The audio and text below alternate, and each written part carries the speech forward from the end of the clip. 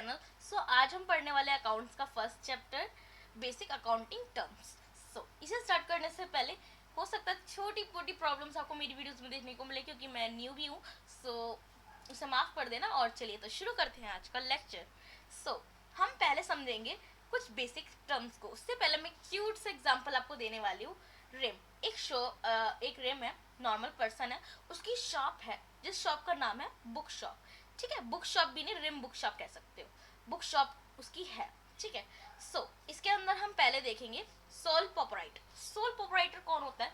Sole proprietor होता है जिसकी खुद की फार्म होती है। जैसे आप एक बिजनेसमैन हो, आप अपना बिजनेस शुरू कर रहे हो, आपने अपनी एक शॉप खोली, तो उसे आप एक फार्म बोलोगे और आपको मैं प्रोपराइटर बोलूंगी, सोल प्रोपराइटर। ठीक है। दूसरी चीज, अब मान लो आपने अपने फ्रेंड के साथ अपनी शॉप खोली। मान लो आपका नाम रेम है और आपके फ्रेंड का नाम अकीरा है। आपका फ्रेंड और आपने मिलकर शॉप खोली, तो उसको आप क्या बोलोगे? के बीच में होती है, जो दो जने मिलकर अपनी फार्म खोलते हैं, उसे हम पार्टनरशिप फार्म कहते हैं। तो आपको समझ आएगा sole proprietor is the sense जिसकी खुद की फार्म होती है, पार्टनरशिप इज द सेंस जिसकी खुद की पार्टनरशिप फार्म होती है। अब ऐसे ही आपके दिमाग में एक और वर्ड आता है, बड़ी सी कंपनी होगी। अब कंपनी के मालिक को क्या बोलोगे? पार्टनरशिप या प्रोपराइटर? नहीं, आप इनमें से कुछ नहीं बोलोगे। आप बोलोगे शेयर होल्डर्स। जी हाँ, शेयर होल्डर्स वो होते हैं जो कंपनी के ओनर्स होते हैं। ये शेयर होल्डर्स कैसे बनते हैं? पहली चीज, ये तो प्रोसेस नहीं अभी बता सकते, पर इतना मैं आपको बता सकती हूँ, शेयर होल्डर जिसके ज्यादा शेयर्स होते हैं उसे हम बोलते हैं शेयर होल्डर। ठीक है। अब बहुत सारे शेयर होल्डर्स होते हैं, 2 हो सकते हैं, 3 हो सकते हैं, उससे भी ज्यादा हो सकते हैं। ठीक है। तो अब हम समझते हैं इसे प्रॉपर डिटेल में। उससे पहले मैं आपको एक चीज बता दूं, मैं इसके अंदर काफी सारी स्टोरीज ऐड करूंगी। वो एनिमेटेड कैरेक्टर के नेम से रिलेट करेगी, जैसा भी आपको लगा होगा स्टार्टिंग के कुछ वर्ड्स के अंदर। ऐसे ही मैं इसे कंटिन्यू करने वाली हूँ। इसको थोड़ा सा बढ़िया बनाएंगे, मतलब मजा आना चाहिए समझने में। पेपर से पहले देख लो तो जल्दी समझ आएगा। अब हम स्टार्ट करते हैं। पहले हम समझते हैं एंटिटी। एंटिटी क्या होती है? एंटिटी इज द सेंस जिससे हमारा प्रॉफिट हो रहा है। जैसे कि यहाँ पे डेफिनेशन भी दी है, an entity mean an economic unit which perform economic activity. An economic unit में be business entity and non business entity. जिससे आपका फायदा होगा वो एक्टिविटी। यहाँ पे एक वर्ड आ रहा है इकोनॉमिक एक्टिविटी। इकोनॉमिक एक्टिविटी का मतलब है सेल्स एंड परचेज, जिसमें खरीदते हो और सामान को सेल करते हो। अब तुम ध्यान से समझो, बिजनेस एंटिटी क्या होता है और नॉन बिजनेस एंटिटी क्या होता है। बिजनेस एंटिटी वो होता है जिससे तुम्हें पैसा मिलता है, तुम्हारा फायदा होता है। लाइक फार्म, जब एक प्रोपराइटर ने अपनी फार्म खोली तो उसका फायदा हुआ उस फार्म से। एक पार्टनरशिप में उसने पार्टनरशिप फार्म खोली तो उस पार्टनरशिप फार्म से फायदा हो रहा है, कंपनी से फायदा हो रहा है, तो उसे हम एक एंटिटी मानेंगे। जैसे मॉल से फायदा हो रहा है, मॉल एक एंटिटी है। वहीं पर आप देखोगे फार्मेसी भी एक एंटिटी है जिससे फायदा हो रहा है। और दूसरी चीज जैसे कि शॉप जिससे आप कमा रहे हो तो उससे भी आपका फायदा हो रहा है। अब आपके दिमाग में आएगा नॉन बिजनेस एंटिटी क्या होता है। देखो, नॉन बिजनेस एंटिटी होता है animal rescue pharmacy. Animal rescue pharmacy is the जिसमें आपको पैसा नहीं लगता, आपको पैसा मिलता है। जैसा कि आप समझ सकते हो कि एक अनाथ आश्रम है जहाँ पे बच्चे रहते हैं जो पढ़ते हैं, उन्हें पढ़ाई के लिए कौन पैसा दे रहा है? उन्हें पढ़ाई के लिए जो लोग पैसा देते हैं वो डोनेशन होती है। डोनेशन किसी को पैसे से नहीं मिलती, डोनेशन हमेशा फ्री में मिलती है। और वो फ्री की जो डोनेशन, मतलब फ्री में भी नहीं, लोग डोनेट करते हैं अपने दिल से, उसके बाद वो यूज होता है बच्चों की हेल्थ के लिए। ऐसे ही हम यूज करते हैं इस चीज को। ठीक है। तो अब मेरे को लगता है आपको एंटिटी तो समझ आ ही गया होगा। इससे आपको ये भी हिंट समझ आ गया होगा कि जो प्रोपराइटर था, सोल प्रोपराइटर, पार्टनरशिप वाला सिस्टम था, वो भी एक एंटिटी पार्ट था। जी हाँ, इसलिए मैंने आपको पहले उसे एक्सप्लेन करा। तो चलिए समझते हैं बिजनेस ट्रांजैक्शन क्या होता है। बिजनेस ट्रांजैक्शन 2 टाइप का होता है। एक होता है relationship with the accounting unit, दूसरा होता है made of settlement of value. इन दोनों को हम समझने वाले हैं।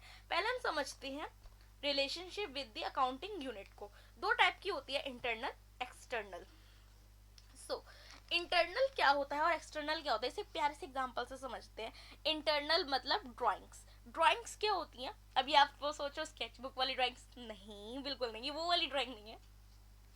ये वो वाली ड्राइंग है जिसके अंदर एक जो ओनर है वो अपने खर्चे के लिए पैसा निकालता है। जो मान लो उसकी शॉप है, उसकी शॉप पे जितना भी प्रॉफिट हो रहा है ना, उसमें से वो अपने खर्च के लिए जो निकालता है उसे हम ड्राइंग्स कहते हैं। एक्सटर्नल, एक्सटर्नल वो होता है जिसके अंदर हम पैसा देते हैं, जैसे किसी चीज़ का रेंट पे कर रहे हैं, सैलरी दे रहे हैं, तो उसे हम एक्सटर्नल में ही काउंट कर लेते हैं। ठीक है, ये ट्रांजेक्शन है जो पैसा आ रहा है जा रहा है। ठीक है, ड्राइंग में कहाँ पैसा जा रहा है, इंटरनली कहाँ निकाल रहे हैं हम पैसा अपने खुद के लिए, और एक्सटर्नली में रेंट सैलरी देने के लिए हम पैसा निकाल रहे हैं। ठीक है, तो ये एक्सटर्नल और इंटरनल के अंदर आपको समझ आ गया होगा कि ट्रांजैक्शन कैसे हो रही है। तो अब हम समझ लेते हैं हम made of settlement of value को कैश और क्रेडिट के बीच में। इसका मैं बहुत प्यारा सा एग्जांपल देने वाली हूँ, तो इसे ज़रा डिटेल में सुनना मेरी बात, मज़ा आएगा इस एग्जांपल को सुन के। आई होप आप इसे ध्यान से सुनोगे। मान लो एक रिन नाम का लड़का है। ठीक है, एक रिन नाम का लड़का है, उसकी ना खुद की शॉप है बुक्स की। ठीक है, अब उसके पास स्टॉक है, गुड्स है। ठीक है, स्टॉक गुड्स एक ही चीज होती है जो उसके पास अभी है। अब दो जने, हमें दो गर्ल्स से इंट्रोड्यूस किया जाता है, एक का नाम है आन्या, एक का नाम है हीना। आन्या कौन है? आन्या एक ऐसी लड़की है जो बुक्स बेचती है, और हीना कौन है? हीना वो है जो हमारे रिन से बुक खरीदने आई है। ठीक है, आप इनको आप कैसे समझोगे? Anya is the sense seller और Heena is the sense customer या कंज्यूमर। ठीक है, तो अब हमारी जो कस्टमर हीना है वो हमारे रिन के पास आती है कहानी की स्टार्टिंग में।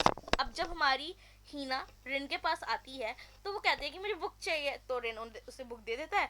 तो जब रिन उसे बुक देता है तो वो क्या करता है? वो बुक सेल करता है। क्या करता है? सेल करता है। सेल हो गई बुक। अब आपका सवाल आएगा, रिन बुक कहाँ से लाया? रिन बुक लाया आन्या से। आन्या एक सेलर थी। आन्या से रिन ने बुक खरीदी, तो वो क्या हो गई? परचेस हो गई। आन्या से खरीदना मीन्स परचेस। अब आपके दिमाग में आ रहा होगा कि आन्या ने भी तो सेल करी। जी हाँ, आन्या के हिसाब से वो सेल था, पर हमारे रिन के हिसाब से उसने परचेस करा।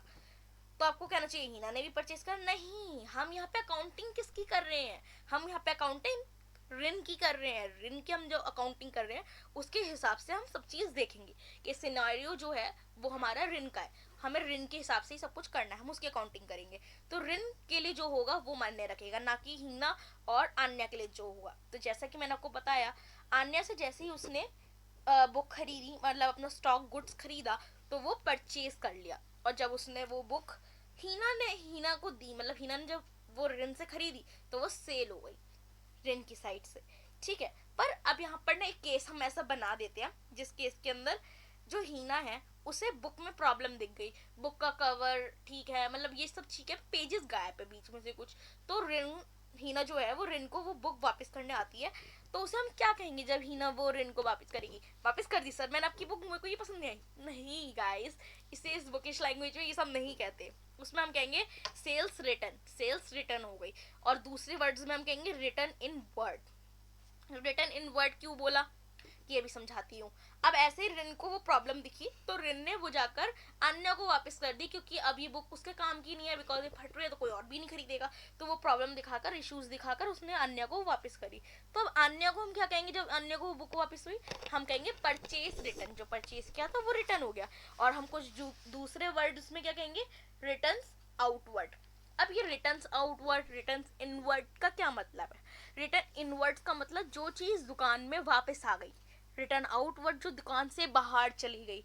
रिन हमारा पर्सन है जिसकी हम अकाउंटिंग कर रहे हैं, उसकी दुकान में जब वो वापस आई तो हमने उसे इनवर्ड में माना, रिटर्न इनवर्ड। पर जब वो दुकान से बाहर चली गई हमने उसे रिटर्न आउटवर्ड में गिन लिया। ठीक है, अब यहाँ पर दूसरी चीज समझते हैं कि आन्या ने वो बुक कैश में खरीदी होगी या फिर क्रेडिट में खरीदी होगी। वैसे ही जो हमारे रिन है उसने भी आन्या से वो जो बुक है वो भी कैश में खरीदी होगी या क्रेडिट में खरीदी होगी। अब हमारी हीना जो है जिसने वो बुक कैश में खरीदी होती तो नॉर्मल सी बात है, पैसे देती लेती काम हो जाता। पर यहाँ पे उसने खरीदी क्रेडिट में। Credit is the sense loan, मतलब ऐसे लिया कि बाद में पैसे दे दूंगी, 1-2 महीने में या 1-2 हफ्ते में पैसे दे दूंगी, अभी नहीं दे सकती मैं इस बुक के पैसे। तो उसे हम कहते हैं क्रेडिट। क्रेडिट में अब जो हमारी हीना है वो क्या बन गई है? डेटर। अब यहाँ पे जो बी है वो साइलेंट है, इसलिए हम बी को नहीं पढ़ के सीधा टी से शुरू कर देंगे, मतलब डेटर बोलेंगे उसे।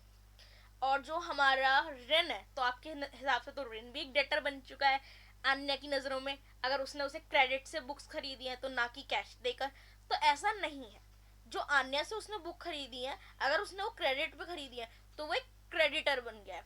ठीक है, तो रिन अन्य के लिए क्रेडिटर है, पर हीना ऋण के लिए एक डेटर है।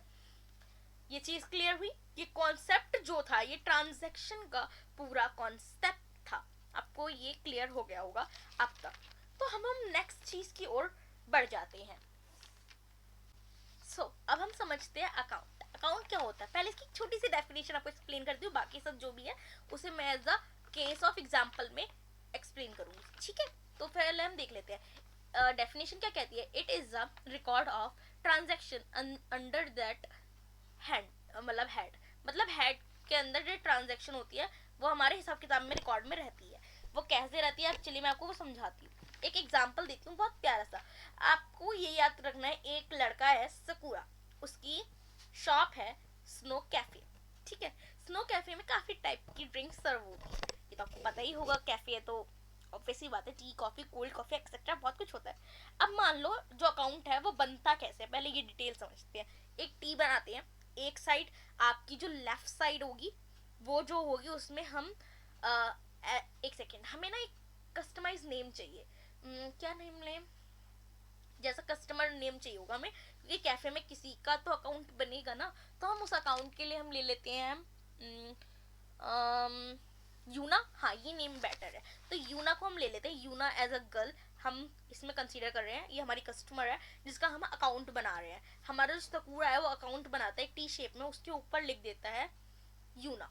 यूना की लेफ्ट साइड में जो होगा, मतलब टी के लेफ्ट साइड वाले टी के पार्ट में हम यूना का जितना भी पैसा उसे देना है वो लिख लेंगे, और हमें जितना वापस करना है वो हम राइट साइड में लिखेंगे। ये अकाउंट में ऐसे हम अलग अलग बना सकते हैं। यूना का बनाया जैसे मैंने, आप बना सकते हो बहुत सारे लोगों के आप बना सकते हो, योर फॉजर का बना सकते हो, मतलब एक्सेट्रा आपके दिमाग में जो भी वर्ड नेम आ रहे हैं, मतलब जिसका बनाना चाहते हो आप बना सकते हो। इसे बहुत डिटेल में पढ़ेंगे कुछ चैप्टर्स के अंदर, मतलब आगे जाके मेरा मतलब है। अब इसी के अंदर आपको अकाउंट समझ आ गया होगा आई होप। तो हम नेक्स्ट टॉपिक को देखते हैं। अब हम समझते हैं कैपिटल के बारे में। What is the capital? Capital is the account inverted in a enterprises by the proprietor in case of proprietorship और by partners in partnership business। मतलब इसको बहुत उलझन भरी भाषा में यहाँ पे लिखा हुआ है, इन डिटेल में मैं थोड़ा सा इजी वे में आपको समझाती हूँ। कैपिटल क्या होता है? अब तुम समझो कि मान लो ऋण है, ऋण की बुक शॉप है, ऋण एक प्रोप्राइटर है और उसकी जो शॉप है वो एक फार्म है। अगर हमारे ऋण ने फार्म पे पैसा लगाया तो उसे हम क्या कहेंगे? कैपिटल लगाया। अब जब उसने फार्म पे कैपिटल लगाया तो मतलब एक तरीके से ऐसा समझो कि जो हमारा प्रोप्राइटर है और जो हमारी फार्म है वो दोनों ही एक एक इंसान है। प्रोप्राइटर एक इंसान है और हमारी फार्म एक इंसान है। वो जो ऋण वर्कशॉप है वो एक फार्म है, ठीक है? और हमारा जो ऋण है वो एक वो एक पर्सन है। जैसे वो एक पर्सन है, ये दो टाइप के पर्सन में हम कंसीडर करते हैं अपनी कंपनी को, या फिर पार्टनरशिप फार्म को भी एक ह्यूमन में ही कंसीडर करते हैं अकाउंट भाषा में, ठीक है? तो ऐसे ही जब एक ह्यूमन दूसरे ह्यूमन पे पैसा लगाता है तो उस पर लाइबिलिटी बन जाती है, और उस लाइबिलिटी को हम थोड़ा आगे समझेंगे। पर जो पैसा लगा है वो पैसा जो है ना वो कैपिटल है, ठीक है? तो ये कैपिटल होती है जो एक प्रोप्राइटर या फिर पार्टनरशिप वाले लोग अपनी पार्टनरशिप फार्म पर या फिर फार्म पर इन्वेस्ट करते हैं। ये चीज क्लियर हो गई? तो यही कैपिटल होती है। अब यहाँ पे अगर आप थर्ड पॉइंट देखो डायरेक्ट, बाकी 2 पॉइंट्स में यही चीज लिखी हुई है, बट मैंने उसे एक्सप्लेन करते हैं डिटेल। बट अब मैं थर्ड वाला पार्ट बताती हूँ। उसके अंदर ना 2 नेम कंसीडर की गई। ये 2 नेम कैपिटल का ही एक पार्ट है, इक्विटी और नेट वेल्थ। इसको आप याद रखना, पेपर में आ सकता है। नेक्स्ट चीज को हम देख लेते हैं। इसी का पॉइंट है, इसको हम आगे थोड़ा सा समझेंगे फोर्थ पॉइंट को। पर उससे पहले नीचे आप देखो लिखा हुआ है capital is equal to assets minus outside liabilities. Okay, so ये एक इक्वेशन है जो एसेट से बनी है। Asset is equal to capital plus liability को प्लस करके बनता है, ठीक है? तो उसके बाद आप देखोगे तो वहाँ लिखा हुआ है ड्राइंग्स को मैं शायद आपको डिटेल में बता चुकी हूँ कि ड्राइंग्स होता क्या है। ड्राइंग्स वो होता है, फिर भी एक बार और बता देती हूँ अगर आपको यहाँ पे मैंने एक डेफिनेशन दी है, फिर मैं एक चीज एक्सप्लेन करने में मेरा क्या ही जा रहा है।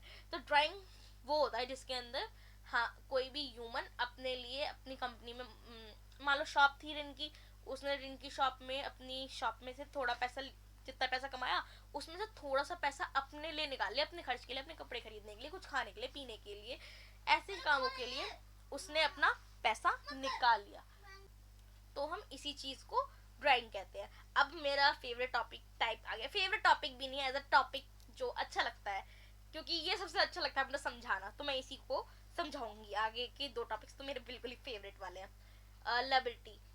लायबिलिटी क्या होती है? लायबिलिटी क्या होती है अभी समझेंगे। शायद मैं लायबिलिटी कुछ गलत बोल रही थी ना, कभी कवर हो जाता है तो इसे इग्नोर करना। लायबिलिटी के बारे में डिटेल में पढ़ने वाले। लायबिलिटी को दो टाइप में कंसीडर किया जाता है, इंटरनल लायबिलिटी, एक्सटर्नल लायबिलिटी। पहले हम समझेंगे इंटरनल लायबिलिटी।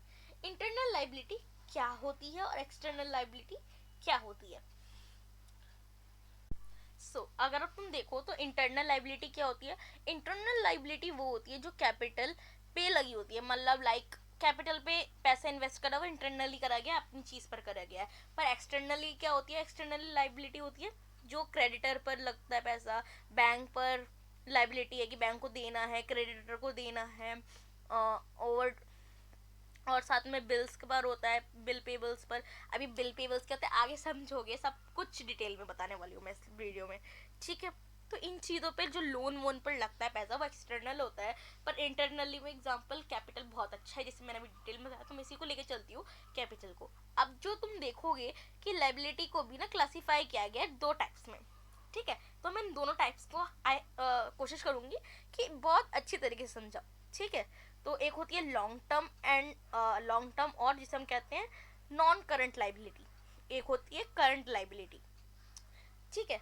तो इस चीज को मैं आप समझाने वाली हूँ प्रॉपर डिटेल के अंदर। एक मैंने प्रॉपर इसके ऊपर समझाने का प्रॉपर एक चार्ट बनाया, तो मैं उसी के साथ सबको समझाती हूँ।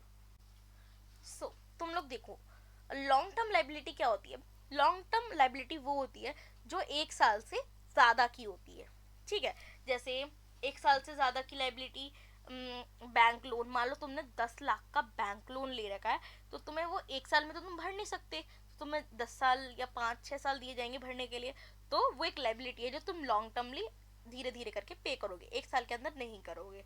कैपिटल, अब कैपिटल से पैसे तुम्हें कितने साल में कितने समय में वापस मिलेगा ये तो तुम्हें नहीं पता ना।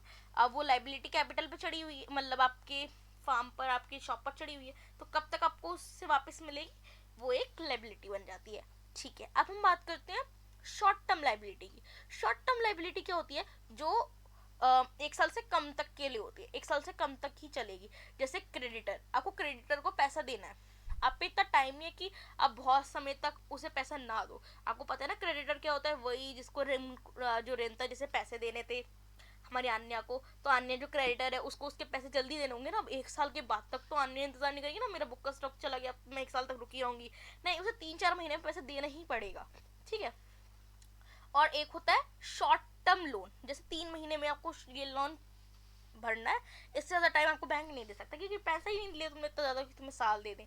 अब 10 लाख का खर्चा तुम एक साल में तो नहीं दे सकते ना, भाई 20-30 हजार का खर्चा तुम एक साल में तो दे ही दोगे, भाई तक हम लोन लेता कौन है? फिर भी लेता होगा कोई।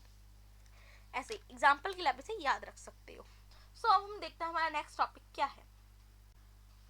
मैं एक चीज बताना भूल गई, करंट लायबिलिटी को ही शॉर्ट टर्म लायबिलिटी कहते हैं, तो इसमें कंफ्यूज मत हो जाना कि मैंने दो क्या क्या बता दिया, नहीं, वो एक ही चीज थी। और जो लॉन्ग टर्म लायबिलिटी और नॉन करंट लायबिलिटी भी एक ही चीज होती है, ठीक है। तो एग्जाम्पल्स भी मैंने आपको दिए हैं, वो आप याद रखना, और एग्जाम्पल्स दे सकते हो, मैंने नोट्स में ऐड करे, आप उनका यूज कर सकते हो। तो अब हम समझते हैं एसेट्स क्या होते हैं, ठीक है। एसेट्स मेनली वो चीज होती है जो हमारे बहुत काम आती है, ठीक है, जो अभी पैसा कमा कर देगी नहीं, थोड़ा टाइम लेगी और आराम से देगी। जैसे कि यहाँ पर भी काफ़ी चीज़ें लिखी हुई है मैंने, ये जो मैंने आपको बताया वो यही चीज़ थी जो ऊपर लिखी हुई है, कि मैं आपको एक बार एक्सप्लेन कर देती हूँ। Assets are the proprietors tangible assets and intangible assets. अब आपके दिमाग में आ रहा होगा ये टेंजेबल एसेट्स, इनटेंजेबल एसेट्स क्या होता है, समझाती हूँ। और owned by an entity or enterprises. They are the economic resources of the business which will give benefit in future. मतलब जो भी आप पैसे इसमें लगाते हुए तो वो उसका जो बेनिफिट है आपको इकोनॉमिकली रिसोर्स का, आपको फ्यूचर में बिजनेस में देखने को मिलता है, अभी अचानक से देखने को नहीं मिलेगा। तो इस चीज़ को हम डिटेल में समझते हैं। उससे पहले मैं आपको इसकी कुछ कैरेक्टरिस्टिक्स भी समझा देती हूँ इंटेंजिबल और टेंजिबल के बारे में बताने से पहले। तो यहाँ पे पहला पॉइंट आपको जैसा दिख रहा होगा, it should be owned proprietor by the business. मतलब जो आप चीज़ें अपने में सामान ला कर रख रहे हो, एसेट्स ले रहे हो, वो आपकी खुद की खरीदी हुई होनी चाहिए, जो आप खुद बाय करोगे। ठीक है, दूसरी क्या चीज़ लिखी है, it may be in tangent physical form और इंटेंजेंट फॉर्म। अब ये फिजिकल फॉर्म टेंजेंट क्या है और इंटेंजेंट फॉर्म क्या है, इसे समझाती हूँ। टेंजिबल वो होता है जिसको आप फिजिकली टच कर सकते हो, इस द सेंस जैसे आपका शॉप है, वहाँ पर कोई टेबल रखी है तो आप उसे टच कर सकते हो, तो ये टेंजिबल एसेट है। इंटेंजिबल क्या है, जिसे आप टच नहीं कर सकते पर वो आपको पैसा देगा, लाइक लोगो। किसी भी कंपनी का लोगो अगर है, जैसे कि आपका एक पर्स है, अगर उस पर गुची का लोगो है तो आप गुची के लोगो को नहीं टच कर सकते क्योंकि इंटेंजिबल है, और इसलिए वो लोगो है, इस वजह से आप उसे महंगे दाम पर खरीदोगे। अगर ऐसे ही एक पर्स शॉप पर होता वो 500-600 में मिल जाता, पर अगर उस पर गुची का लोगो है तो वो पर्स आपको लाख 1.5 लाख उससे भी ऊपर का ही मिलेगा। ठीक है, तो ये डिपेंड करता है कि जो चीज़ है उसके ऊपर किस चीज़ का मार्क है। ठीक है, ये चीज़ होती है टेंजिबल और इंटेंजिबल का डिफरेंस बताने के लिए।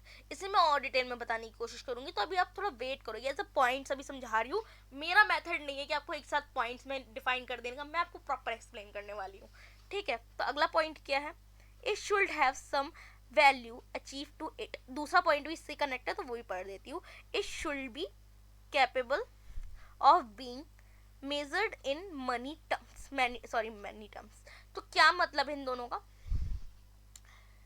अब इन दोनों का अगर तुम मतलब देखोगे तो ये मतलब बनता है कि अगर हम कोई चीज़ मतलब जो चीज़ हमने खरीदी है वो उसका कोई वैल्यू रहना चाहिए। अगर उसका कोई वैल्यू नहीं होगा ना तो इन फ्यूचर में तुम उसे बेचोगे कैसे, अगर उसका वैल्यू ही नहीं है तो तुम उसे रखोगे क्यों, तो उसे बेचोगे ही नहीं।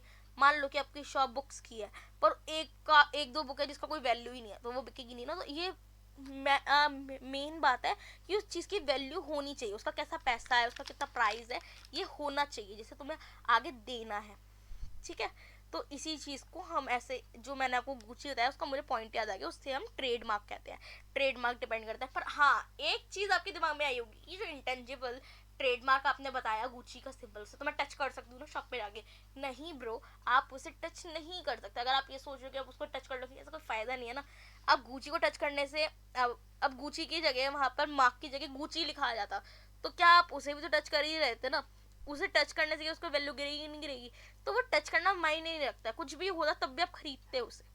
ठीक है, तो वो गुची ब्रांड है तो उसे आप टच नहीं कर सकते, वो एक इमेजिनरी चीज है, बस उसका नाम देखकर आपको बेचा जा रहा है, कंपनी लाइक ऐसा है वो। ठीक है, ऐसे तो आप उसे छू सकते हो, ऊपर ऊपर से छूने में क्या है, पर वो एक नाम है, बनाने वाले की मेहनत है वो चीज़, समझ गए। तो उस चीज़ को आप नहीं छू सकते, मेरा मतलब तो समझ रहे हो ना। नहीं समझ आ रहा तो कमेंट में लिखो, उसे और अच्छे से एक्सप्लेन करती हूँ। अब मैं आपको अपनी भाषा में समझाती हूँ कि ये है क्या सब। ठीक है, तो अब मेरी भाषा में देखो एसेट्स क्या होते हैं। एसेट्स दो टाइप के होते हैं, फिक्स एसेट और करंट एसेट। ठीक है, ठीक है, तो मैं अब आपको फिक्स एसेट और हमारे करंट एसेट्स के बारे में बता रही हूँ। इसमें आते हैं फिक्टिशियस, हाँ फिक्टिशियस एसेट्स। फिक्टिशियस एसेट्स के बारे में भी इसी में समझाऊंगी। पहले मैं आपको अपने वे में समझाती हूँ। अभी आप देख रहे हो कि स्लाइड पर लिखा होगा नॉन करंट एसेट्स, उनको हम फिक्स एसेट्स भी कहते हैं। ठीक है, क्योंकि नॉन करंट का एक तरीके से पार्ट है फिक्स एसेट्स। ठीक है, तो अब मैंने आपको डिटेल में समझाती हूँ, उससे पहले एक दो टर्म्स है उसे समझा देती हूँ। वो टर्म्स क्या है, आपने ये तो सुना ही होगा ना।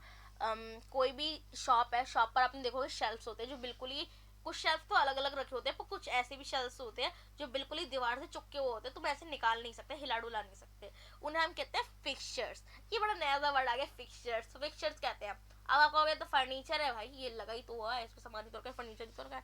नहीं, फर्नीचर वो होता है जिसे आप हिला डुला सकते हो, पर आप जिसे हिला डुला नहीं सकते, हटा नहीं सकते अपनी जगह से, जो सेटल है, उसे हम फिक्सचर्स कहते हैं। ये टर्म है, इसे आपको याद रखना होगा। ठीक है, तो मैं आपको एसेट्स के बारे में बताती हूँ। फिक्स्ड एसेट्स क्या होते हैं, करंट एसेट्स क्या होते हैं। फिक्स एसेट्स वो होते हैं वो जो 1 साल से ज्यादा चलेगा, करंट एसेट्स वो जो 1 साल से कम चलेगा। अब जो फिक्स्ड एसेट्स है जो 1 साल से ज़्यादा चलेगा वो क्या क्या हो सकता है, बिल्डिंग हो सकती है, फर्नीचर होता है, फिक्सचर होता है, ये 1 साल से ज़्यादा चलते हैं, बहुत ज़्यादा ही चल जाता है, ठीक है। अब वो टेबल भी हो सकती है जो जिसपे लोग सेल करते हैं सामान, उनका जो अपना सिस्टम टेबल वाला होता है वो वाला सीन। अब हम बात करते हैं करंट एसेट्स की। करंट एसेट्स कौन से, जो 1 साल के अंदर अंदर के लिए होते हैं, बाहर नहीं जाते, कम टाइम के लिए होते हैं, जैसे स्टॉक गुड्स। जो सामान है वो 1 साल के अंदर ही बिकना चाहिए ना, तुम चाहोगे कि 2-3 साल तक पड़ा ही रह जाए यहाँ पर, तुम्हारा तो लॉस चला जाएगा ना, तो वो 1 साल के अंदर अंदर बिक जाना चाहिए। डेटर, डेटर इस दी सेंस अगर तुम्हें पैसा नहीं मिलेगा वापस तो तुम्हें प्रॉब्लम नहीं होगी कि भाई 1 साल हो गया भाई वो मेरी बुक लेकर खरीद कर गया पर पैसा अब तक दिया ही नहीं, तो वही सीन है कि तुम्हें पैसा मिल जाना चाहिए। कैश, ये भी एक तरीके का करंट एसेट है, अभी आया फिर जाएगा, फिर आएगा फिर जाएगा, तो ये 1 साल तक ही टिकता है, 1 साल के अंदर अंदर ही एक्सचेंज होता रहता है, ठीक है। तो ये होते हैं एसेट्स। अब इनकी ना प्रॉपर मोटी मोटी सी डिफाइंस आपको यहाँ दिख ही रही होंगी। उससे पहले ये आपको सदमे में डाले, मतलब दिखाऊं मैं उन डिफाइंस को, उससे पहले सदमे में आओ, मैं आपको फिक्टिशियस एसेट्स बता देती हूँ, बड़ा बड़ा सा वर्ड है। फिक्टिशियस एसेट्स क्या होते हैं? फिक्टिशियस एसेट्स वो होते हैं जिन्हें तुम एसेट्स कह भी क्यों रहे हो ये नहीं पता, पर एसेट्स होते हैं। किस टाइप के एसेट्स होते हैं? मान लो एक एक्टर है, एग्जाम्पल के लिए सलमान खान। सलमान खान एक बड़े एक्टर है जो जिनसे आप मान लो अपनी बुक्स की रिन ने एडवर्टाइजमेंट करवा दी। अब ये जो एडवर्टाइजमेंट हमने करवाई उसके सलमान खान सर ने लिए मैक्सिमम 5 करोड़ रुपए, ठीक है। अब आप कहोगे 5 करोड़ रुपए बहुत ज्यादा नहीं है? नहीं है। अब समझाती हूँ कैसे नहीं है। फिक्टिशियस एसेट यही तो बता रहा है कि वो पैसा ज्यादा नहीं है। क्यों नहीं है? अब वो 5 करोड़ रुपए है, अब वो हर दिन तो नहीं मांगेगा। 1 साल आपने वो एड चलाई तो 1 साल का आपने मान लिया 1 लाख रुपए लग गया, बाकी के 4 लाख आगे के लिए चलेगा, अगले सालों पर डाल दिया आपने। फिर आपका दूसरा साल आया जब आपने वो फिर से एड चलाई तो आपका 2 लाख हो गया, 3 लाख आपने आगे डाल दिए। ऐसे ही 3-4 साल बाद वो 5 लाख रुपए मतलब आपने प्रॉपर यूज हो गए। अब इसके अंदर ये तो नहीं हुआ ना कि सलमान खान हर साल उठ के आ गया, भाई तुम मेरे सलमान खान जी, सॉरी रिस्पेक्ट लगाने जरूरी है, सलमान खान जी हर साल उठ के आ गए कि पैसे तुम मुझे दो क्योंकि तुम मेरा एड हर साल चला रहे हो। नहीं, उन्होंने एक बार में पैसे लिए अपनी हिसाब से और वो उस हिसाब से पैसे लेकर चले गए। अब बाकी जो पैसा आपने जो एड बनवाई उससे पैसा कमा रहे हो और हर साल चला रहे हो, वो एक फिक्टिशियस एसेट है जिसके अंदर एक बार में बहुत सारा पैसा दे देते हो पर आपका जो पैसा का वो रिटर्न जो आता है ना वो सालों में आता है, आगे के सालों में आता रहता है। तो ये एक तरीके का एसेट है जिसका बेनिफिट अभी नहीं मिलेगा पर आने वाले फ्यूचर में आपको उसका बेनिफिट मिलता रहेगा। सो यही चीज थी जो मैं आपको समझाना चाहती थी। अभी जो लंबे लंबे इतने सारे आपको मैंने नोट्स में दिए हैं पॉइंटर्स, याद करना चाहो तो करके जाना क्योंकि पेपर के हिसाब से ज़रूरी है। तो ये सारे पॉइंटर्स हैं जो इसको बड़ा चढ़ाकर लिखा हुआ है वही वो छोटे मोटे से जो मैंने अभी बताए। कहने के लिए छोटे मोटे, बहुत बड़ी बड़ी चीज़ें बड़ी डिटेल में बताना मुश्किल होता है पर मैंने आपको समझाने की कोशिश करी, अगर आया हो तो अच्छी बात है। अब हम नेक्स्ट चीज़ की ओर बढ़ते हैं। अगली चीज़ क्या है? रिसिप्ट्स। रिसिप्ट्स होता क्या है, ठीक है, और रेवेन्यू रिसिप्ट्स क्या होता है और कैपिटल रिसिप्ट्स क्या होता है। रेवेन्यू रिसिप्ट्स और कैपिटल रिसिप्ट्स रिसिप्ट्स का ही पार्ट होता है। पहले तुम समझ लो रिसिप्ट्स क्या होता है। रिसिप्ट्स वो होता है जिसके अंदर पैसा आता है। अब इसके अंदर पैसा कैसे आता है, अब तुम देखो रेवेन्यू रिसिप्ट्स है। रेवेन्यू रिसिप्ट्स के अंदर मान लो कि हमने अपना सामान बेचा, अपना गुड्स या स्टॉक्स कह सकते हो, उसे हमने बेचा, उससे जो हमें पैसा मिला उसे हम कहते हैं रेवेन्यू रिसिप्ट्स। ये जो हमारे गुड्स और स्टॉक्स से आता है। पर अब वहीं देखोगे कि कैपिटल रिसिप्ट वो होता है जिसमें आपने अपना एसेट ही बेच दिया। एसेट्स में लाइक आपने अपना टेबल बेच दिया या फिर कोई फर्नीचर बेच दिया जिसका आपको पैसा मिल गया तो वो आपका कैपिटल रिसिप्ट हो जाएगा, ठीक है। तो ये जो कैपिटल रिसिप्ट है जो आप कभी कभी बेच, तो ये आपका रोजगार नहीं है कि आपको बेचना ही बेचना है। अब ऐसे तो रिन है जो उसकी बुक शॉप है, उस बुक शॉप में से उसने एक मान लो अपना जो शेल्फ होता है वो बेच दिया। अब ये रोज रोज बेचेगा, उसका काम शेल्फ बेचना थोड़ी ना है, उसका काम है अपनी बुक्स को बेचना, मीन्स बाय बेचना, ठीक है। बेचना भी हो जाता है कभी मेरे मुंह से, पर उसे बेचना ही बोल रही थी, बेचना उसका काम है, बुक्स बेचना ना कि शेल्फ्स बेचना। पर वो कभी कभार जो बेच देता है उससे उसका प्रॉफिट हो जाता है, मतलब उसका वो पुराना हो गया इसलिए उसने बेचा, उसका थोड़ा प्रॉफिट हो गया इसलिए वो उसका प्रॉफिट में गिना जाएगा, उसे हम कैपिटल रिसिप्ट कह देंगे। और हमारी रेवेन्यू रिसिप्ट वही है जिसमें हम नॉर्मल चीज़ें बेचते हैं, उसका पैसा मिलता है, उसे हम रेवेन्यू रिसिप्ट कह देते हैं। ठीक है, ये बहुत सिंपल चीज़ थी, आपको समझ आ गई होगी। अब हम समझ रहे हैं एक्सपेंडिचर्स। एक्सपेंडिचर्स क्या हो रहा है, अगर रिसिप्ट का मतलब पैसा आना है तो एक्सपेंडिचर्स का मतलब है पैसा जाना है, पैसा जाएगा। ठीक है, अब एक्सपेंडिचर्स भी दो टाइप के होते हैं, कैपिटल एक्सपेंडिचर और दूसरा होता है रेवेन्यू एक्सपेंडिचर्स। कैपिटल एक्सपेंडिचर्स क्या होते हैं और रेवेन्यू एक्सपेंडिचर्स क्या होते हैं? देखो, जो कैपिटल एक्सपेंडिचर्स होते हैं वो जो होते हैं जो एक बार में एसेट्स पे खर्चा होता है। मान लो शेल्फ खरीदी हमारे ऋण ने, तो उसका एक बार में खर्चा हो गया, तो वो एक तरीके का कैपिटल एक्सपेंडिचर है, बार बार उस पर खर्चा नहीं करेगा वो। ऐसे ही पर आप मानोगे रेवेन्यू एक्सपेंडिचर्स क्या होते हैं?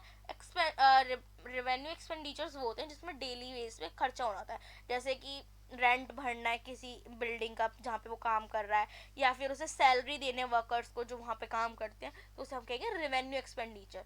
ठीक है, ये चीज़ आपको क्लियर हो गई होगी। सो अब हम नेक्स्ट चीज़ की तरफ बढ़ जाते हैं। नेक्स्ट चीज़ है हमारी एक्सपेंस। एक्सपेंस क्या होता है? एक्सपेंस भी इसी तरीके से होता है जिसमें पैसा जाता है। अब इसमें कैसे जाता है इसको हमें डिटेल में समझना पड़ेगा। एक्सपेंस के अंदर दो टाइप से पैसा जाता है। कैसे? एक होता है प्रीपेड एक्सपेंस, दूसरे होते हैं आउटस्टैंडिंग एक्सपेंस। प्रीपेड एक्सपेंस कौन से होते हैं, आउटस्टैंडिंग एक्सपेंस कौन से होते हैं, चलो देखते हैं। प्रीपेड एक्सपेंस वो होते हैं जिसके अंदर हम पहले ही पैसा दे देते हैं, और आउटस्टैंडिंग एक्सपेंस कौन से होते हैं जिसमें हम बहुत बाद में पैसा देते हैं। अब ये बहुत कंफ्यूजिंग सी चीज़ है, इसको मेरा स्टाइल नहीं है समझाने का, तो हम समझेंगे इन डिटेल। कैसे समझेंगे, चलो एक एग्जांपल देते हैं एक्सपेंस का। अब मान लो कि सैलरी हमें देनी होती है, हमारा ऋण ओनर था, आपको पता ही था, तो हमारा ऋण ओनर ही रहेगा। यहाँ पे हम एक एम्प्लॉय रखते हैं, एम्प्लॉय हम यूकी को रख लेते हैं, जैसे सैलरी मिलनी है तो हम सैलरी के हिसाब से यूकी को देखेंगे। ठीक है, तो नॉर्मली एक सैलरी जो होती है वो 1 से 30 तारीख के काम करने पर 30 तारीख को मिल जाती है। अब मान लो 30 जून का ये किस्सा है, 30 जून के किस्से में हम पहले देखेंगे प्रीपेड एक्सपेंस को। मान लो कि हमारी यूकी है, उसके घर में थोड़ी प्रॉब्लम चल रही है, तो उसे ना जल्दी पैसा चाहिए, वो 30 तारीख तक का इंतजार नहीं कर सकती, पर वो 1 से 30 तक काम करेगी। उसका कहना ये है, वो अपने ओनर के पास, ऋण के पास जाती है, कहती है सर बॉस मुझे आप प्लीज़ अभी 3 तारीख है, मुझे पैसा दे दो, मेरे को बहुत नीड है, मेरे घर पे पैसे की कमी है। सो हमारा ऋण बहुत दिल वाला इंसान था, तो उसने कहा ठीक है मैं तुम्हें पैसे दे देता हूँ, पर यहाँ पे अब देखोगे अभी तक ऋण ने काम नहीं करा है, सॉरी ऋण ने नहीं, सॉरी यूकी ने अब तक अपना काम नहीं करा है, पर वो ऋण से पैसे मांग रही है क्योंकि अभी उसको ज़रूरत है, तो ऋण उसे दे देता है, तो यूकी से लेकर चली जाती है। इसे हम कहते हैं प्रीपेड एक्सपेंस। अब इसे और इजी करके समझा देती हूँ। तुम जब फ़ोन रिचार्ज करवाती हो तो तुम पहले पैसा देते हो, बाद में उस रिचार्ज का मजा लेते हो ना, मतलब 1 महीने का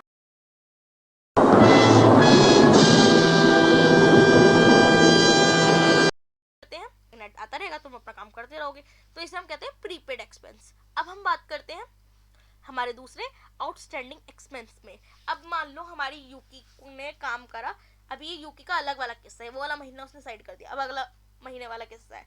उसने मान लो 1 से 30 तक काम करा, पर बॉस ऋण के पास अभी पैसे नहीं है, तो ऋण साहब ने 15 तारीख को उसे पैसे दिए, तो इसमें जो 30 तारीख को पैसा मिलना था वो 15 तारीख तक खिंच गया, तो उसके बीच का जो इतना लंबा गैप था उसे बहुत टाइम बाद पैसा मिला, उसे हम आउटस्टैंडिंग एक्सपेंस कहते हैं, जिसमें बहुत टाइम लग जाता है। अब बेसिक एग्जांपल क्या है, लाइट का बिल, आपका बिल आ जाता है, पर आप उसका बिल तुरंत तो नहीं भरते हो ना, आपको कहा जाता है कि 3 तारीख तक पैसे भर देना, आप पे इस महीने तक का टाइम है, उसके बाद पैसे भर सकते हो, तो इसे हम ऐसे कंसीडर कर सकते हैं। इनकम क्या होती है, इनकम तो बस इतनी सी चीज़ है जिसमें आपका प्रॉफिट हो, आपकी अर्निंग हो रही है, उसे हम इनकम कहते हैं।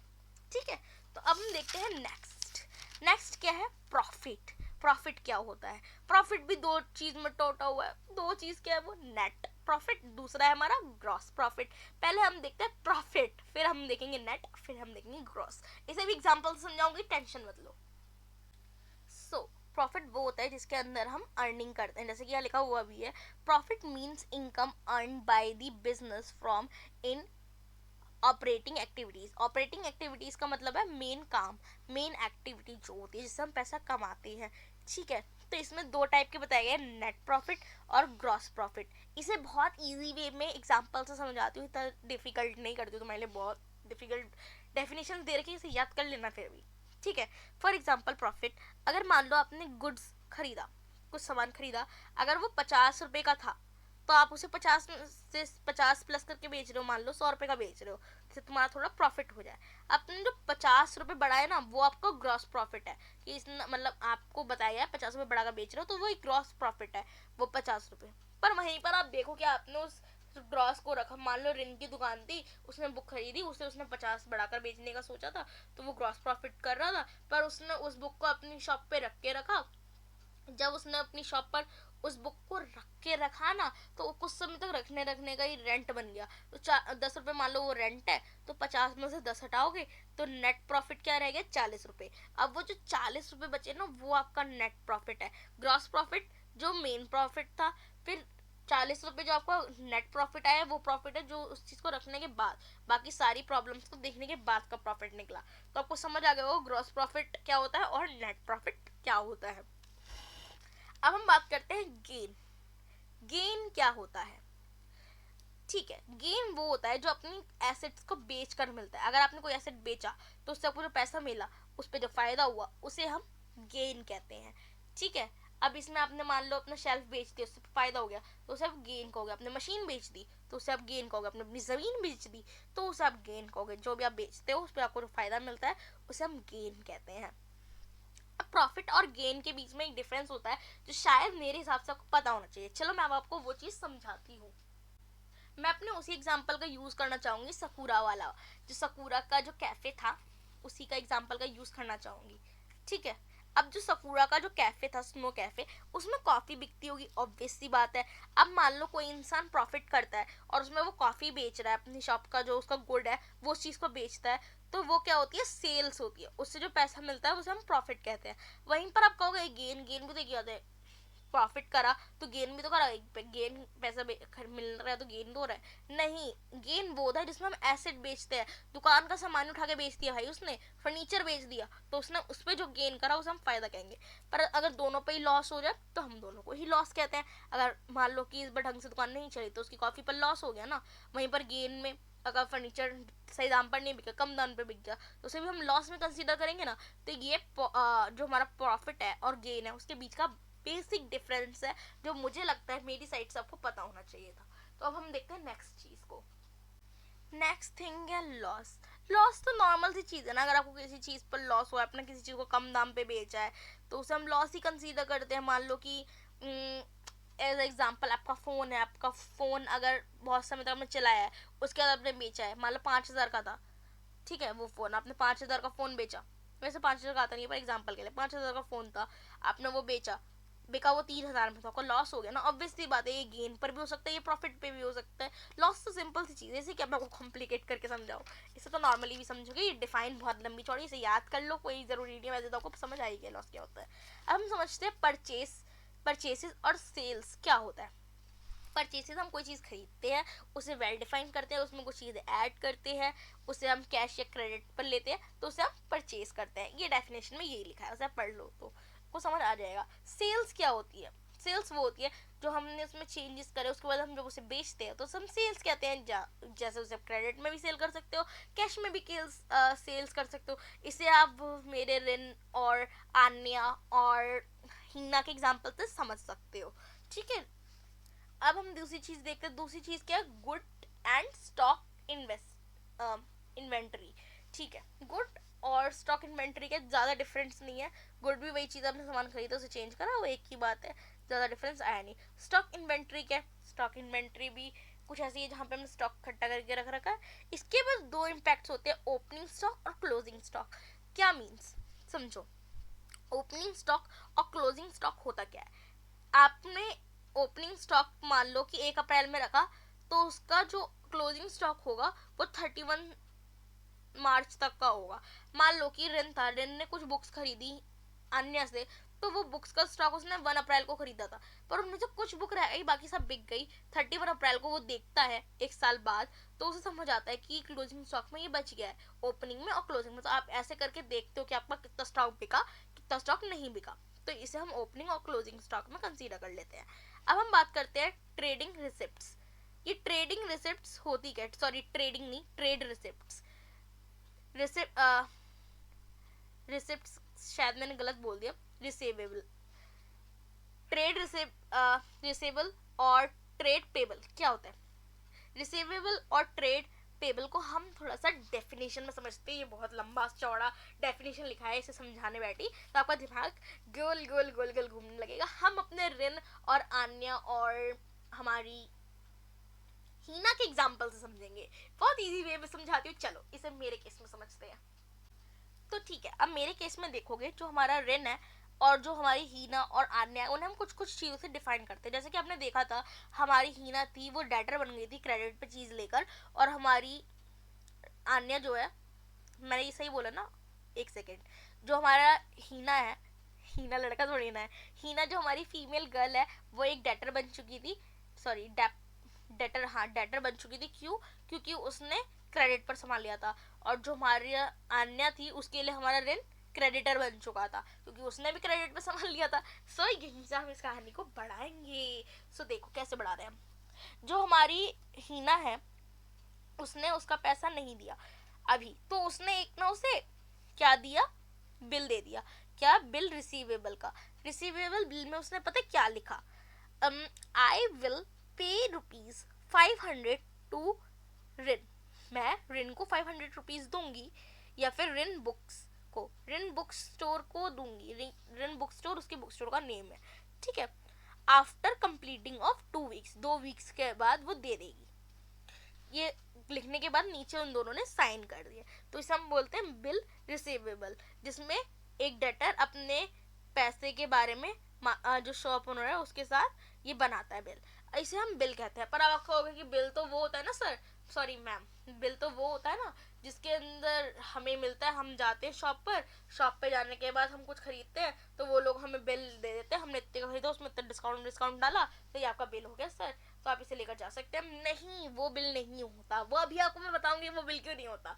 वो बिल नहीं होता, बिल ये होता है जो एक डेटर शॉप ओनर को देता है, या फिर एक शॉप ओनर दूसरे शॉप और सेलर को देता है, ठीक है। जो हमारा क्रेडिटर है, जो शॉप ओनर क्रेडिटर को देता है, एक बिल वो होता है, और एक बिल वो होता है जो एक डेटर शॉप ओनर को देता है। अब जो दूसरा बिल होता है वो भी ऐसे ही बनता है, पर उसमें जो हमारा शॉप ओनर है वो चेंज हो जाता है, वो शॉप ओनर लिखता है और हमारे क्रेडिटर का नाम शॉप ओनर की जगह आ जाता है, तो उसे हम कहते हैं बिल पेबल, ठीक है। तो ये चीज है जो आपको समझनी पड़ेगी। पर अब यहाँ पर एक केस ऐसा आ जाए कि हमारी हीना पैसे दे ही ना, तो वो एक बैड डेप्ट बन जाएगा, बैड डेप्ट, जिसमें पैसा लेकर भाग गई वो, अब भाग गई है भाई, कोई पैसा नहीं मिलने का ऋण को, हीना ने पैसा लिया और निकल ली, अब बुक तो गई, मतलब बुक नहीं गई, उसने बुक पढ़ी वापस करी, तो वो भी सीन हुआ था। पर अभी एक सेंस में मान लो कि उसने बुक ली और वो लेकर भाग गई, अब बुक ना, पैसा ना मिलने के उस बुक के, उसे जो पैसे दे रहा था वो ना देगी, तो हमारे ऋण का हो गया लॉस, इसे हम बैड डेप्ट कह देते हैं, ठीक है। तो आपको ये तो समझ आ गया होगा कि ये पेबल और रिसीवेबल बिल क्या होते हैं। आई होप आपको समझ आ गया होगा ट्रेड पेबल और ट्रेड रिसीवेबल क्या होता है। अब हम अगली चीज को देखते हैं। मैं उस पर जाने से पहले आपको बता दूं, आपको डेटर तो समझ आ गया होगा ना, डेटर कैसे बनते हैं और क्रेडिटर कैसे बनते हैं, क्योंकि मैंने आपको ट्रांसफर करने वाले पूरा पर सिस्टम में ये चीज़ समझाई थी, डेटर कैसे बना और क्रेडिटर कैसे बना, ठीक है। तो वही चीज़ है, उसी चीज़ को माइंड में रख के चलना है, वही सिंपल सी चीज़ है, ठीक है। तो अब हम नेक्स्ट चीज़ को देखते हैं क्या है। नेक्स्ट थिंग आती है कॉस्ट। कॉस्ट तो नॉर्मल सी चीज़ है ना, किसी भी चीज़ की कॉस्ट तो कॉस्ट ही रहेगी, तो चेंज हो नहीं जाएगी, ठीक है ना। कॉस्ट में तो कुछ है नहीं समझाने वाला। अब हम बात करते हैं वाउचर्स की। वाउचर क्या होता है, मतलब वाउचर क्या होता है? वाउचर दो टाइप के होते हैं, एक होता है हमारा अकाउंटिंग वाउचर, एक होता है सोर्स वाउचर, ठीक है। तो आपका ये जो बिल वाला वहम है ना अब खत्म होगा, सोर्स वाउचर और हमारा अकाउंटिंग वाउचर्स के जरिए। सोर्स वाउचर वो होता है जो आपको शॉप से मिलता है, जी हाँ, जो आप बिल समझ के लेते हो, या फिर आप अपना वो पे इन स्लिप समझ के लेते हो जो आपको बैंक से मिलती होंगी, वो रिसिप्ट समझ कर जो चीज़ें लेते हो वो एक्चुअल में बिल होती ही नहीं है, वो होती है सोर्स वाउचर, उसे हम सोर्स वाउचर कहते हैं अकाउंटिंग की लैंग्वेज में, ठीक है। हम हर एक दूसरी चीज़ को बिल ही बोल देते हैं, नहीं, उसे हम सोर्स वाउचर कहते हैं। अकाउंटिंग वाउचर क्या होता है? अकाउंटिंग वाउचर वो होता है जो एक ओनर खुद के लिए बनाता है, जिसके अंदर वो उसने कहाँ कहाँ खर्चा करा, कितना खर्चा करा, उसके बारे में डिटेल बनाता है। जैसे उसने रिन से बुक खरीदी, इतने की खरीदी, उसने फिर हीना से बुक खरीदी, हीना नहीं सॉरी आन्या से बुक खरीदी, इतने की खरीदी। तो ऐसे वो सोर्स मतलब अकाउंटिंग वाउचर बनता है। सोर्स वाउचर वो होता है जो आप बिल समझ के लेते हो, वो बिल नहीं होता, वो सोर्स वाउचर होता है। तो ये चीज़ आपको क्लियर हो गई होगी। अब हम बात करते हैं डिस्काउंट। अब मैं आपको डिस्काउंट इन डिटेल में प्रॉपरली समझाऊंगी। तो ये डिस्काउंट होता क्या है? डिस्काउंट दो टाइप का होता है, ट्रेड डिस्काउंट और एक होता है कैश डिस्काउंट। ठीक है, तो डिस्काउंट्स को सुनकर इतना तो दिमाग में आता होगा ना, पैसा कम हो जाता है किसी चीज़ पे तो हम उसे डिस्काउंट मान लेते हैं, पर इसे ही तो वहम को निकालना है। मतलब वहम नहीं है, ये सच बात है, पर थोड़ा सा तुम्हें पागल बनाते हैं लोग। कैसे बनाते हैं उसी चीज़ को हम इसमें समझेंगे। फॉर एन एग्जाम्पल डिस्काउंट का लूँ, मान लो कोई चीज़ 100 रुपये की है, ठीक है, 100 रुपये की चीज़ पे कोई तुम्हें कह रहा है 50% प्लस 20% प्लस ऑफ चल रहा है, तो आपको क्या लगता है कितने का डिस्काउंट मिलेगा? 70 रुपये का। बिल्कुल गलत हो तुम लोग। कैसे गलत हो, चलो मैं तुम्हें समझाती हूँ। 100 रुपये की चीज़ पे 50% प्लस 20% प्लस ऑफ दिया हुआ है, तो मान लो 100 में से तुमने 50 माइनस कर दिया, कितना बचा? 50 बच गया। अब 50 में से तुम्हें 20% और का डिस्काउंट दे रखा है, 50 इंटू 20 इंटू 100 कर लो, 0 से 0 कट जाएगा, तो कितना बच गया? 5 इंटू 2 10। तो आपको क्या पता चलता है? 10 बच गया। 10 में से आप 50 में से ये जो 10 आया ना, 50 में से उसे माइनस कर दो, 40%, 40 रुपये। आपका वो जो चीज़ है 100 रुपये वाली 40 रुपये की पड़ेगी। तो अब आपको कितने का डिस्काउंट पड़ गया? 60 रुपये का। पर दिखा कितने का रहा था? 50 प्लस 20 70 रुपीज़। 100 में से 70 रुपये कटेंगे तो आपको कितने का मिलेगा? 30 रुपये का सामान, पर आपको मिलेगा 40 रुपये का सामान। तो आपको 10 रुपये एक्स्ट्रा दिखाते हैं पर होता नहीं है। तो ये आपको पागल क्यों बनाते हैं? जिससे उनका फ़ायदा हो। ठीक है, अब मैं आपको ये ट्रेड डिस्काउंट और कैश डिस्काउंट वाला सिस्टम समझाती हूँ। अभी तो मैंने आपको ये समझाया कि डिस्काउंट असलियत में होता क्या है, आपको दिखाते गलत है पर वो होता अलग है, समझ गए? अब मैं आपको समझाती हूँ ट्रेड डिस्काउंट और कैश डिस्काउंट। जो ट्रेड डिस्काउंट है, कैश डिस्काउंट है, उसके लिए मैं जो प्रोडक्ट का प्राइस है 100 रुपये लेकर चल रही हूँ। ठीक है, आपको सामान खरीदने पे 20% को ऑफ मिलेगा ट्रेड डिस्काउंट के अंदर। अगर ट्रेड करते हो, सामान खरीदते हो तो आपको 20% को ऑफ मिलेगा, कोई भी करेगा उसको मिलेगा। पर वहीं पर कैश डिस्काउंट वो ट्रेड डिस्काउंट में जोड़ देते हैं। अगर आप अभी कैश डिस्काउंट में पैसा दोगे तो आपको 5% का डिस्काउंट मिलेगा। ठीक है, अगर आप कैश में अभी इसको खरीद के जाते हो सामान को, पर अगर ऐसा बाद में दोगे तो कैश डिस्काउंट हम हटा देंगे। ठीक है, तो ये जो चीज़ होती है ना, ये होती है कैश डिस्काउंट में। ट्रेड डिस्काउंट तो मिलता ही मिलता है, पर कैश डिस्काउंट डिपेंड करता है आप उसके पैसे कब दोगे। क्योंकि ये जो जगह है ना, इस जगह पे क्या होता है ट्रेड में कि जो सामान है ना वो लेते हैं लोग और बाद में पैसा देना पसंद करते हैं। वो अभी लेते हैं, ट्रेडर्स क्या करते हैं, वो कहते हैं कि ले जाओ तुम सामान लेकर जाओ, बाद में दे देना, अभी इतने का लेके जाओ, बाद में जितना पैसा कमाओ उतना हमें दे जाना। तो जब कोई उन्हें कहता है ना कि हम अभी पैसे देकर जा रहे हैं, अभी कर दो हमारा सब कुछ हिसाब किताब, तो वो ना थोड़ा एक्स्ट्रा डिस्काउंट देते हैं क्योंकि उन्हें प्रॉपर प्रॉफिट मिल रहा है। बाद में क्या पता सामान ना बिके तो लॉस में भी आ जाए, तो यहाँ पर उसे प्रॉपर प्रॉफिट मिलता है, तो उसे हम कैश डिस्काउंट कहते हैं। ठीक है, अब कोई ऐसा तो नहीं है कि समझ रहे हो कि यहाँ पे 25% का डिस्काउंट मिल रहा है, नहीं मिल रहा, दिमाग लगाओ। यही चीज़ समझाने के लिए पहले मैंने आपको डिस्काउंट सिस्टम समझाया था। ठीक है, तो अब डिस्काउंट आपको क्लियर हो गया होगा। अब हम समझते हैं नेक्स्ट थिंग को। अब हम देख लेते हैं अदर इम्पॉर्टेंट अकाउंटिंग टर्म्स। काफ़ी सारी चीज़ें जो सेम आएंगी उन सबको मैं एक्सप्लेन नहीं करती वाली, तो जो अलग अलग होंगी उन्हें एक्सप्लेन करती जाऊँगी। बाकी सबकी क्लिप्स दे दी हूँ, उन सबको तुम देख लेना और लिख लेना ईजी वे में। अब ये जो एंटिटी है, एंटिटी मैंने आपको समझाया ना क्या होती है, फिर भी बता देती हूँ, बाद में तुमको कि नहीं बताया था। ठीक है, तो तुम बता देती हूँ एंटिटी क्या होती है। एंटिटी वही चीज़ होती है जो फ़ायदा देती है बाद में, जैसे मॉल, जिससे तुम्हारा बाद में फ़ायदा होगा, जहाँ पे तुम पैसा डालोगे तो उसे हम एंटिटी मानते हैं। उसे तुम लिखोगे कैसे? हीना DR टू सेल्स, मतलब DR का मतलब यहाँ पे debit, Heena debit to sales, ये एक आप बनाओगे अकाउंटिंग के स्टाइल में, तुम इसे लिखोगे। कैसे बनना पूछो ना, कमेंट में पूछोगे तो आंसर मिलेगा। Next thing second, bed debits, ये मैंने बताया है पर तुम लोग बोलोगे नहीं बताया, फिर भी बताती हूँ। बेड डेबिट्स होते हैं जिसके अंदर मान लो हमारी हीना थी, वो हमारे ऋण के पैसे खा गई भाई, अब नहीं मिलने के उसे पैसे वापस, उसे हम बैड डेबिट्स में डाल देते हैं। अब पैसा तो लेके चलती हुई नहीं, अब वो पैसा देने से नहीं, तो वो बैड डेबिट में चली जाती है। अगली चीज़ हम देख लें, सॉल्वेंट क्या होता है। सॉल्वेंट होता है जिसके अंदर हम क्या करते हैं, सॉल्वेंट के अंदर हम पे पैसा है और हम उसे चुका देंगे, हम उस पोजीशन में हम पैसा दे सकते हैं, उसे हम सॉल्वेंट कहते हैं। इनसॉल्वेंट क्या होता है, इनसॉल्वेंट वो होता है हम पैसे देने की पोजीशन नहीं है, हमारा दिवालिया हो चुका है, हम पैसा नहीं दे सकते, हम कोर्ट में जाते हैं और कहते हैं कि हम पे पैसा नहीं है देने के लिए, हमारा पैसा माफ़ कर दिया जाए, तो उसे हम कहते हैं इनसॉल्वेंट। सॉल्वेंट इनसॉल्वेंट समझ में आया। अगली चीज़ financial statement of final accounts क्या होता है। तीन होती हैं स्टेटमेंट्स, ठीक है। 31 मार्च मेन बिजनेस के टाइप से समझाने वाली हूँ। पहली चीज़ ट्रेडिंग अकाउंट बनता है जिसमें हम ग्रॉस प्रॉफिट को देखते हैं।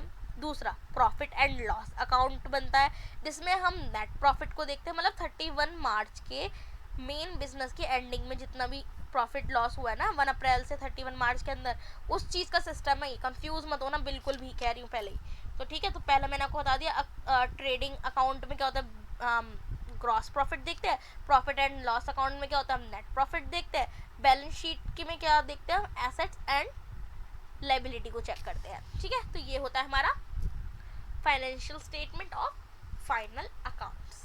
थोड़ा एक्स्ट्रा है इसके अंदर, ठीक है। अब हम देखते हैं इन्वेस्टमेंट्स। इन्वेस्टमेंट क्या होती है, इन्वेस्टमेंट को पहले ही डिटेल में बता देती हूँ।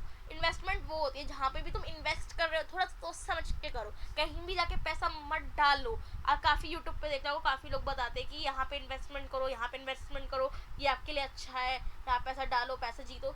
आप कभी इनलीगल वेबसाइट्स पे जाते हो, वहाँ पे भी आप ऐसी एडवर्टाइजमेंट देखते हो, पैसा डालते हो, फिर लुट जाते हो, तो बर्बाद हो जाते हो। तो इन्वेस्टमेंट का यही रूल है कि आपको बर्बाद नहीं होना है, ठीक है। इन्वेस्टमेंट करने से पहले देख लो कि तुम इन्वेस्ट कर किधर को रहे हो भाई। तो ये इन्वेस्टमेंट का कुछ लिखा हुआ है यहाँ पर, प्रॉपर डिटेल में उसे पढ़ लेना। अब हम बात करते हैं लाइफ स्टॉक्स की। लाइफ स्टॉक्स क्या होता है, लाइफ स्टॉक्स वो होता है जिसके अंदर हम लाइव पैसा कमा के जाती है जीती जागती चीज़ें, लाइक हॉर्स को फीमेल हॉर्स को शादी पे लेके जाया जाता है जिससे उन्हें पैसा मिलता है शादी में घुड़चड़ी के लिए। अब कोई दूध वाला है, दूध बेच रहा है गाय से, ये जिंदा चीज़ है, जिंदा चीज़ों के दूध से मतलब गाय से पैसा बेच कर ले रहा है, तो ये जिंदा चीज़ों पे जो काम होता है हम लिविंग स्टॉक्स कहते हैं, लाइफ स्टॉक्स, ठीक है। अब हम देखते हैं बैलेंस शीट क्या होती है। बैलेंस शीट में आपको बता चुकी हूँ, इसमें हम एसेट्स और लायबिलिटी को देखते हैं। बुक वैल्यू क्या होती है, बुक वैल्यू होती है कि लाइक एग्जाम्पल आपका एक घर है, आप अपने घर में रहते हो, आपकी खुद की एक बिल्डिंग है, आप अपने घर में रहते हो, आपने एक बिल्डिंग खरीदी 5-6 करोड़ की। 5-6 करोड़ तो बहुत कम बोल दिया, सॉरी, फिर भी आप मान लो कि आपने एक बिल्डिंग खरीदी 5-6 करोड़ की, मतलब नहीं आती, मैं बात ही नहीं आती, पर मैं एग्जांपल दे रही हूँ, एग्जांपल मान लो तुम लोगों को क्या जा रहा है, 5-6 करोड़ की बिल्डिंग है, वो अगले दिन ही टूट गई, पर बुक वैल्यू में लिखा है कि 5-6 करोड़ की है, पर वो अब बची है नहीं, उससे मतलब नहीं है।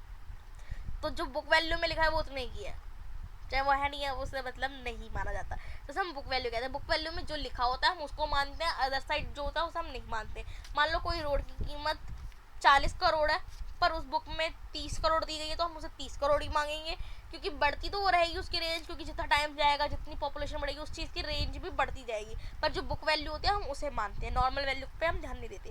अब हम बात करते हैं क्रेडिट क्या होता है, और एक टर्म और होती है डेबिट क्या होता है। क्रेडिट और डेबिट, देखो ये दो साइड्स होती है, डेबिट को डी-आर से प्रोनाउंस करते हैं, क्रेडिट को सी-आर से। डी-आर और सी-आर के बीच में एक लाइन खींचते हैं, और जो डी-आर होता है उसे हम लेफ्ट साइड कहते हैं, और सी-आर को हम राइट साइड कहते हैं। यही चीज़ है जो इनके बीच का साइड डिफरेंट बता देता है। अब हम बात करते हैं डिपार्टेशन क्या होता है। डिपार्टेशन वो होता है जिसके अंदर मान लो कोई एसेट लाखों का था, पर उसकी कुछ समय बाद वैल्यू कम हो गई, और उसकी बुक वैल्यू जब कम हो गई तो वो कम में बिका। एग्जाम्पल के फ़ोन है, 1 लाख का फ़ोन था, पर टाइम होते होते आईफोन की वैल्यू कम हो गई, वो 20,000 रुपये वैल्यू कम हो गई, नया आईफोन आ गया होगा, या फिर कोई नया ट्रेंड चल गया होगा कि नए फ़ोन की मॉडलिंग ज़्यादा हुई होगी, तो इस वजह से उसकी वैल्यू कम हो गई। तो पर बुक वैल्यू में तो वो 80,000 का ही है, उसकी वैल्यू कम नहीं, पर असलियत में उसकी वैल्यू कम हो चुकी है। मान लो वो आईफोन तुमसे टूट गया, गिर गया, फूट गया, तो उसकी गारंटी थोड़ी था, तो ठीक है। तो ये होता है डेप्रिसिएशन। अब हम बात करते हैं पॉप राइटर। पॉप राइटर क्या होता है? ओ माय गॉड, ये तो आपके लिए क्वेश्चन है। पॉप राइटर क्या होता है, इसे कमेंट में बताओ, बिकॉज इतना लंबा चौड़ा लेक्चर देने के बाद मुझे यही नहीं पता कि पॉप राइटर क्या होता है। तो हैट्स ऑफ है यार, तुम्हें अगर पॉप राइटर नहीं पता। कमेंट में जो बताएगा पॉप राइटर क्या होता है उसे 100 आउट ऑफ 100 मिलेंगे एग्जाम में। सो आज के लिए बस इतना ही। आई होप आपको आज की वीडियो थोड़ी अच्छी लगी होगी, मैंने अपना पूरा एफर्ट डाला है। कैसा लगा है कमेंट में बताओ, और बस सब्सक्राइब करके जाना, लाइक करके जाना, कमेंट करके जाना, और क्या ही कर सकते हो। तो मेरे लिए इतना कर दो भाई, बहुत बड़ी चीज़ है। Thank you, thanks for watching and like and subscribe. Good bye.